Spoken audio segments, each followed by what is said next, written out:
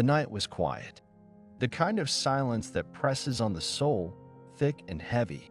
Grace sat on the edge of her bed, a small duffel bag open on the floor. She folded her few textbooks with trembling hands, each crease a promise she wasn't sure she could keep. Her fingers lingered on a worn photograph, a younger Grace, radiant and hopeful, clutching a diploma she never earned. The ache was fresh. Dreams shelved for decades, buried beneath the weight of bills, broken promises, and long nights working 2 jobs. She had heard the words, "You're too old for college." They echoed from her family, from the worried glances of friends, even from the voices inside her head. Why start now? It's too late. But inside, a quiet fire refused to die.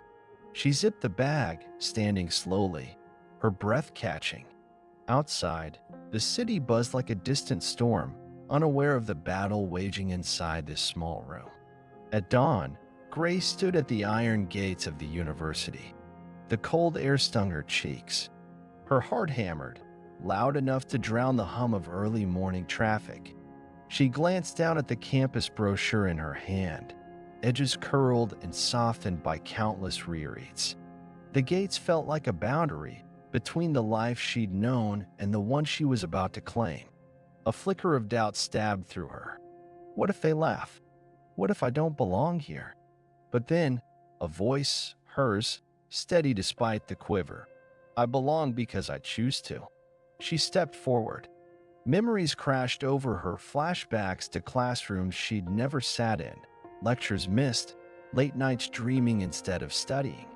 Faces she knew, shadows of doubt painted across their eyes, their lips twisting when she spoke of going back. You should enjoy your life now, they said. It's not for you. But Grace's hands clenched into fists at her sides.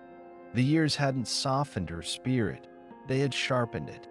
Her footsteps echoed between tall brick buildings, each step a beat of defiance. A student passed by, earbuds in, eyes glued to a screen, unaware of the quiet woman threading through the crowd, a woman who was about to rewrite her story. Grace inhaled deeply. The air smelled like possibility, sharp, electric. She was scared, terrified, even. But beneath the fear was something stronger, hope. She thought, this is my moment. I will not let it slip away. And with that, the gate swung open before her. Grace pushed open the heavy classroom door and stepped inside. The room was filled with bright faces, faces too young, too fresh, too sure of themselves. She felt the weight of every gaze before she even fully entered. A hush rippled across the seats like a wave, subtle but sharp. Her hands trembled, fingers curling around the worn strap of her bag.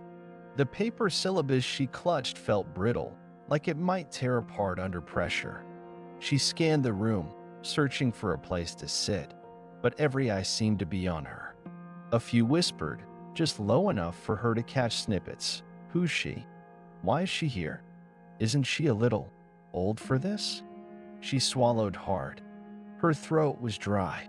The hum of the fluorescent lights buzzed louder than the professor's voice at the front, as if the entire world was holding its breath. Her heart pounded. You don't belong here. Just turn around. The voice inside was cold, relentless. A young woman near the back glanced at Grace and smirked, nudging her friend. They exchanged a look that said, "She thinks she can do this?" Grace's jaw tightened. She hesitated at the doorframe. Her mind flickered back to every warning she'd heard. You'll never fit in.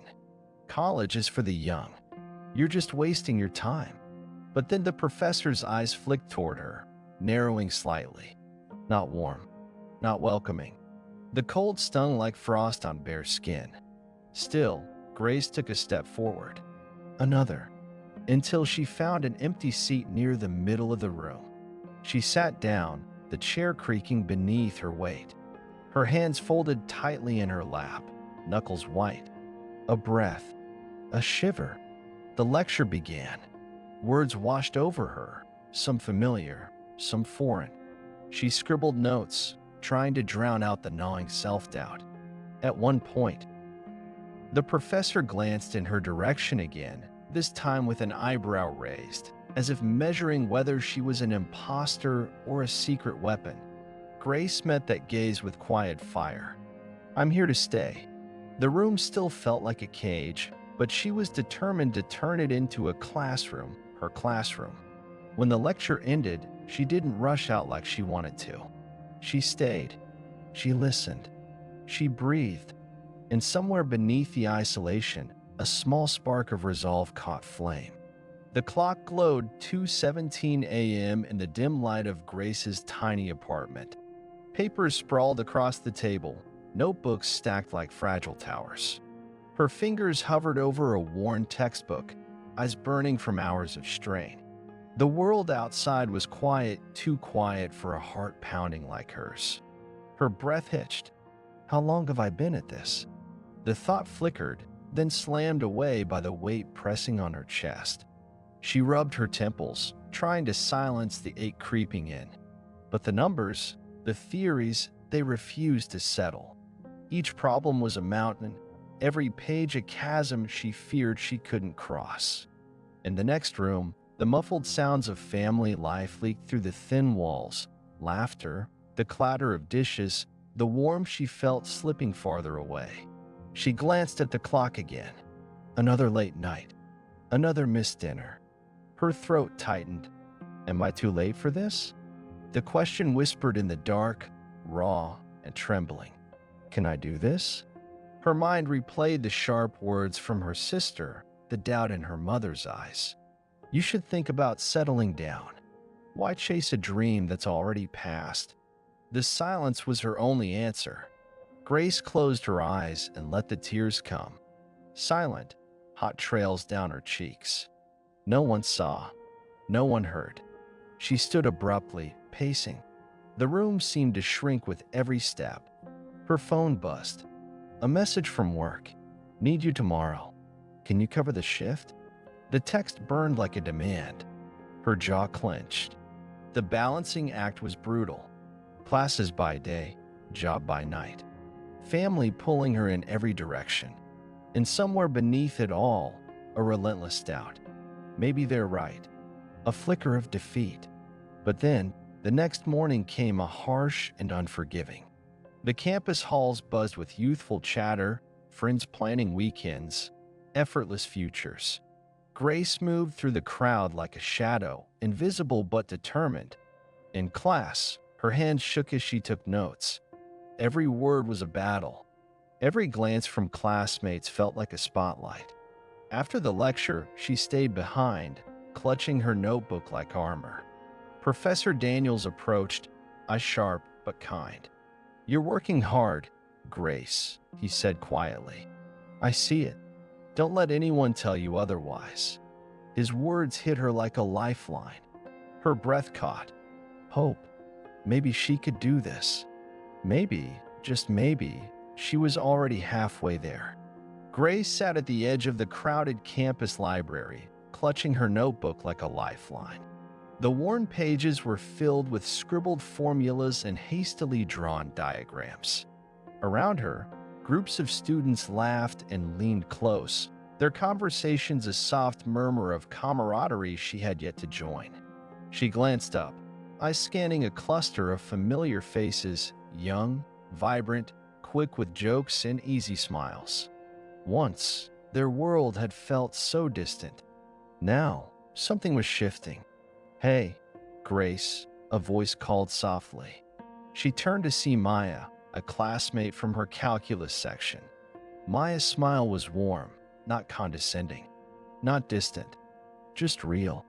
We're meeting later to study for the physics test, Maya said, tilting her head slightly. You should come.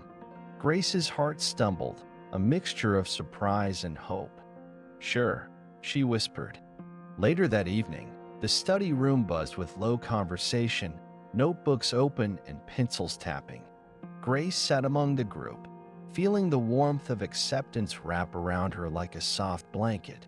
She listened, asked questions, and slowly, the walls she'd built around herself started to crack. During a break, Daniel, a fellow student, furrowed his brow over a complex problem. His frustration was clear, his confidence shaken. Grace leaned over, pointing to a step he'd missed. "Try breaking it down like this," she said quietly.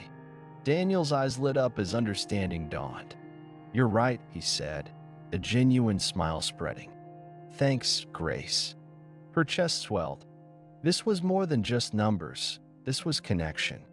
The next day in class, when the professor asked a challenging question, Grace raised her hand. Her voice was steady, firm. The room fell quiet. Her answer was precise, thoughtful. A ripple of nods spread through the seats. She caught Maya's approving glance and smiled back, a quiet victory. That night, Grace sat by her window, the city lights flickering like distant stars. Doubt still lingered, but beneath it, a new strength was growing, a voice not just heard, but listened to. She wasn't alone anymore. She had found her tribe, and with them, a spark of hope she hadn't felt in years. The library was nearly empty when Grace settled into her usual corner, the weight of her laptop and thick books balanced like armor before her. Outside, the campus lights blurred through the rain-streaked windows. Inside, silence pressed around her, broken only by the soft tapping of her fingers on the keyboard. She wasn't just writing a paper. She was pouring every ounce of her soul into this research project. The topic, resilience in adult learners, wasn't just academic. It was her story, her battles with doubt, the whispers that called her too old, too out of place. Every paragraph carved out a space where second chances were real and breaking barriers was a daily fight. Her eyes burned from hours of reading and rereading, but she pushed on. Notes sprawled across the table, quotes, statistics, stories she collected from classmates, from herself. Late nights blurred into early mornings. Coffee became her constant companion. One evening, the hum of the fluorescent lights was interrupted by a gentle knock. "Still here, Grace?" Professor Henderson's voice carried through the quiet. She looked up, startled but smiling. "Almost done," she whispered. He pulled up a chair beside her, skimming the latest draft on her screen. "Let me see." Her heart thudded. He read, slowly, lines highlighted, notes scribbled. Then he looked up, eyes bright. "This is exceptional. One of the best I've seen in my career." His words settled inside her like a warm fire, chasing away months of doubt. Grace's breath caught. "Really?" He nodded.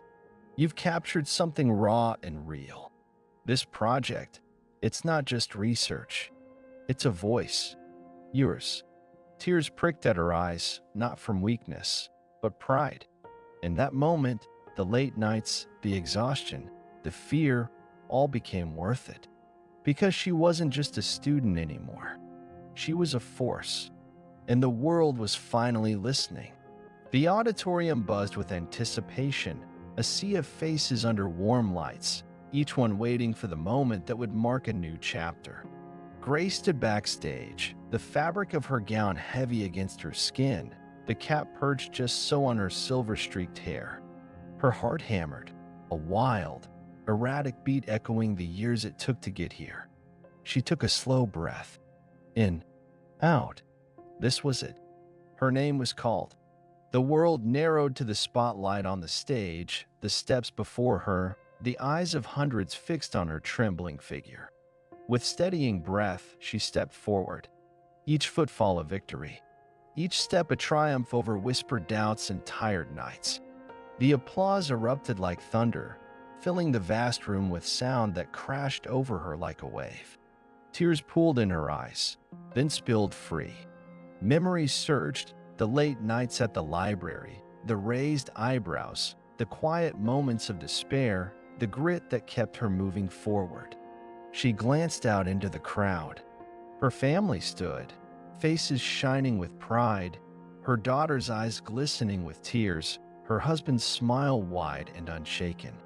The dean smiled as he handed her the diploma, the leather cover cool beneath her fingers. Grace's lips trembled as she whispered to herself, voice barely audible over the cheering. I made it. Her smile blossomed, a radiant, unbreakable light. She raised the diploma high for all to see. The crowd's applause swelled again, a symphony of celebration and respect. This was more than a ceremony. It was a declaration. Against all odds, she had risen. Against every voice that said she was too old, too tired, too late, she had shattered the silence. Grace stood there, a beacon of hope, a testament that dreams do not expire, that strength grows in struggle, that the human spirit, once unleashed, cannot be denied.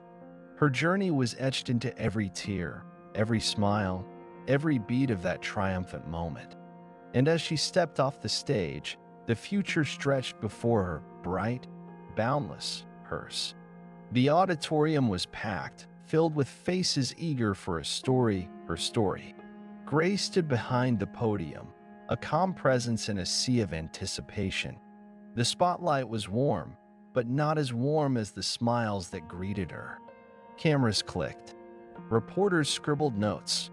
Yet, Grace's eyes settled on the crowd, not the glare. She cleared her throat. I was told I was too old, she began, voice steady but soft, carrying the weight of years spent proving otherwise. Too old to start, too old to learn, too old to change. A ripple of recognition passed through the audience. But I'm here to say, it's never too late. Her words hung in the air like a beacon. After the speech, she stepped down to mingle. Hands reached out, shaking hers with gratitude and hope. Your story gave me courage, a young woman whispered, tears in her eyes. Grace squeezed her hand, feeling the warmth of that shared strength. Days later, in the sunlit halls of the community college, Grace moved through a busy crowd. Her steps were lighter now, more confident. She paused near the registration desk. A young woman stood nervously clutching a folder, eyes scanning the course catalog. Grace watched her, heart tightening. She remembered that exact fear. Taking a breath, Grace approached. First time, she asked gently. The young woman nodded, voice barely above a whisper. I'm scared I'm too old to fit in. Grace smiled, warmth spilling from her like sunlight. There's no age limit on dreams. Let me help you. Together, they flipped through the course list, Grace pointing out classes, sharing tips. The young woman's face brightened. I'm signing up today, she said, determination blooming. Grace's heart swelled. This moment, this spark of hope, was what she had fought for. Later, framed on the wall of the college lobby, a photograph captured Grace shaking hands with the president, a plaque beneath her name. Inspiration to lifelong learners. But no accolade meant more than this, the chance to light the path for others. Because Grace had become more than a graduate. She was a symbol, a living proof that it's never too late to start, never too late to grow, never too late to change a life, starting with your own.